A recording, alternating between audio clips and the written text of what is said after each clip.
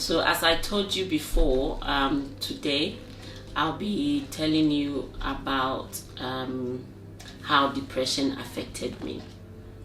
So everyone who knows me knows that I'm a very easygoing, full of life, bubbly kind of person. But then when I was depressed, this changed. And I'm going to share with you 4 or 5 things that changed me. The first one is that I became very withdrawn. So I'll always be in my room, sleeping in my bed. I didn't want to get out of the bed, even eating was a problem. Sometimes I didn't feel like eating. I remember at the time I had a lady who used to live with me, help me look after the kids. And she would make something and bring it to me and say, "Oh, please, you've got to eat something." But I was so, I don't know, it's this feeling, you just get filled with so much pain. And the pain, when people say that nothing breaks like the heart, that's when you experience it. Because the pain you get when you are going through this is very difficult to explain. It's just so painful, and it comes down your stomach and you feel sick to the extent that you don't even feel like eating. So this is what happened to me. I couldn't eat, I couldn't go out, I couldn't socialize like I used to. So the first thing is the withdrawal and the immense pain that you go through. The second one that happened is you become a talkative. I became a talkative. I just will start talking, although nobody has asked me anything. You meet people on the street and they ask you, "Oh, hi Adjoa, how are you?" And then you start, "Oh yeah, this is what happened and this is what happened," and you keep talking and talking, and people are looking at you thinking, "Yeah, oh okay, that's fine." Probably thinking in their mind, "I didn't ask you anything." But when you are depressed, stressed and depressed, this is what happens to me. You may be experiencing something different, but to me this is what happened. I'll just meet somebody and just start talking, and this is what happened, and then you go on and on and on and on about your story. The third thing is I became very, very emotional, very tearful. If I meet you on the street and I start talking, the next thing I'm crying, the tear will just be rolling down my eyes. Once I remember I went to work, and one of the managers told me that, "Oh, Adjoa, there's something here that you need to do." And I was looking at her face, just looking through her, and she tapped me and said, "You okay?" And I just looked at her and I burst down, started crying. And when I say crying, it's not like weeping, it's proper crying with tears. Like when you hear that you've lost someone that you love and the tears is shouting. It was terrible. And I was at work. And as you know, when you are working and this thing happens, everybody gathers around you. I was taken to the staff room. They were asking me, "Oh, are you okay? Are you okay? What happened?" And blah, blah, blah. Oh my God, it was so bad.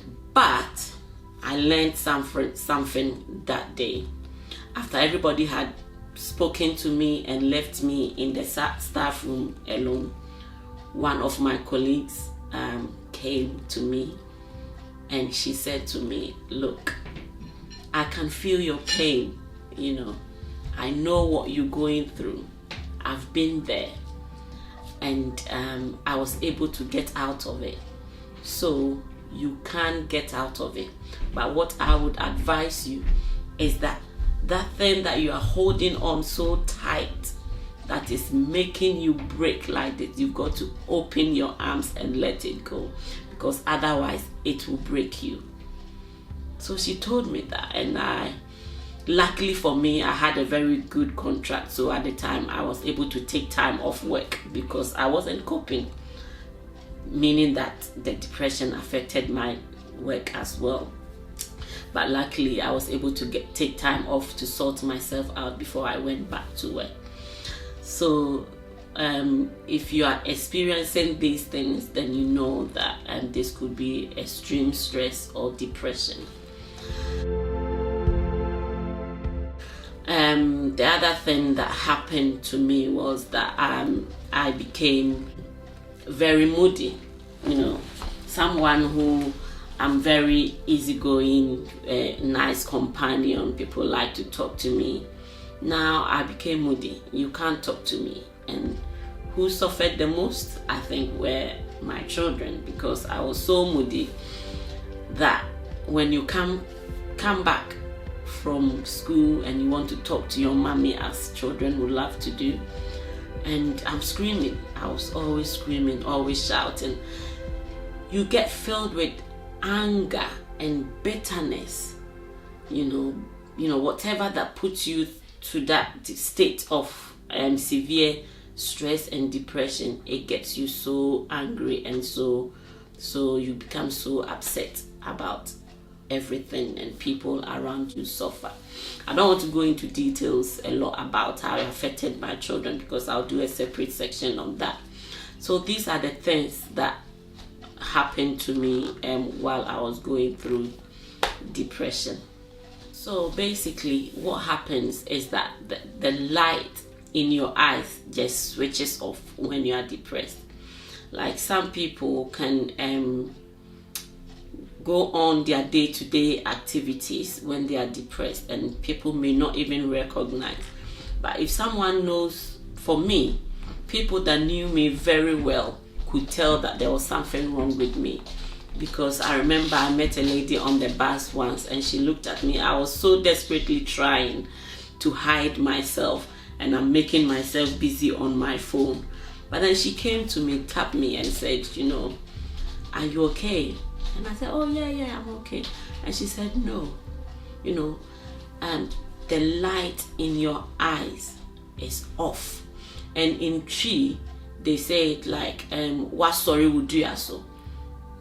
So what basically means that there is something about you which is not right.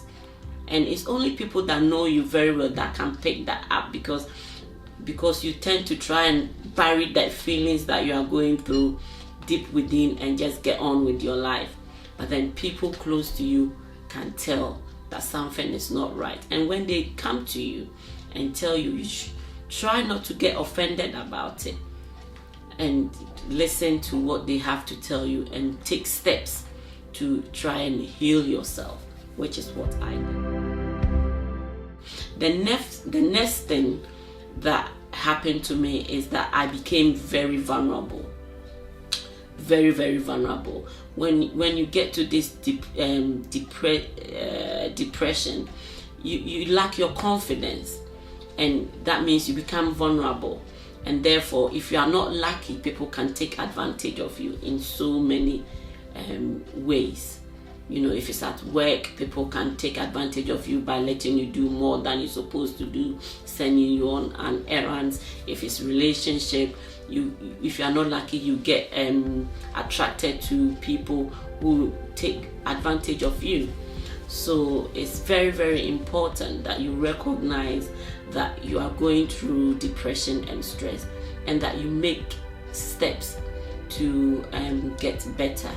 If it's medication, you continue taking it. You do things to help you to get better.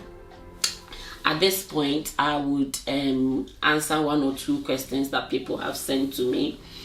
If you want to send me a question as well, you can send me through my email, which is tvajwa@gmail.com, and I'll be happy to answer your questions.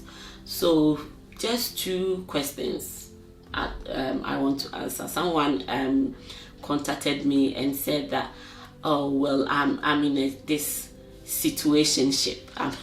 If you are not, we call it situationship because it's like a relationship, but it's not, and it's not too good for you, but you can't go because of situations. So if you have found yourself in a situationship, as my friend contacted me and said, and feels that, oh, there's nothing I can do, and you feel stuck, it's okay. I get it. I understand it. You know, if you have to be there, then you have to be there.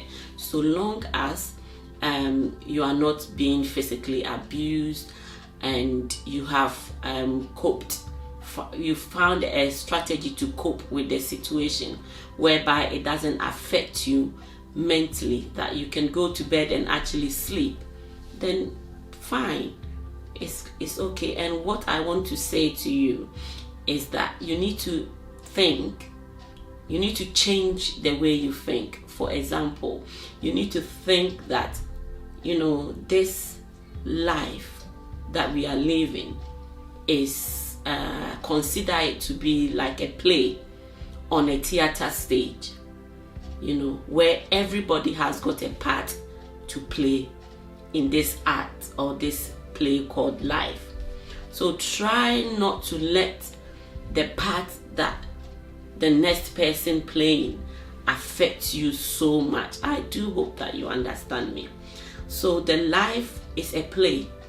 This world that we are here is a theater stage, right? Everybody has got a part to play in this play, okay? So try not to let the part that one person is playing affect you personally, so much so that you are not able to sleep, you are not able to eat, you are not able to do anything like it happened to me. Try and understand it like that, you know, and in thinking like that, then you'll be able to somehow live your life. Thank you for watching. Don't forget to contact me through my email. Don't forget to like, subscribe, and share. And I'll see you all next week. Peace.